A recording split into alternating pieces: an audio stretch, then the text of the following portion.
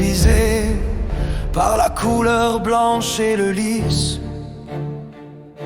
La pureté de Marie ne concerne pas seulement son corps, la virginité, mais aussi la pureté de son cœur et de ses intentions.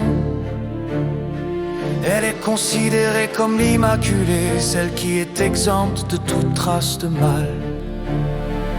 car la force et la résilience, Dignité dans la souffrance, est loin d'être une figure fragile. Marie fait preuve d'un courage immense. Elle endure l'exil en Égypte, Et surtout elle reste debout au pied de la croix lors de la crucifixion de son fils. Stabat Mater. C'est une figure de force intérieure. 5. La charité, la compassion. Elle est attentive aux besoins des autres, on le voit bien aux noces de Cana.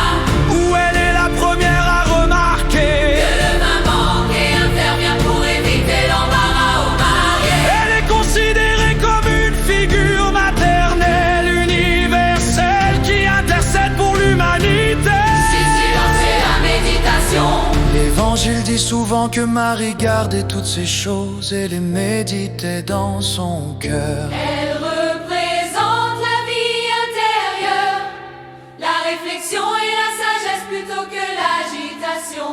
En résumé, Marie incarne un équilibre entre la douceur maternelle et une force de caractère inébranlable.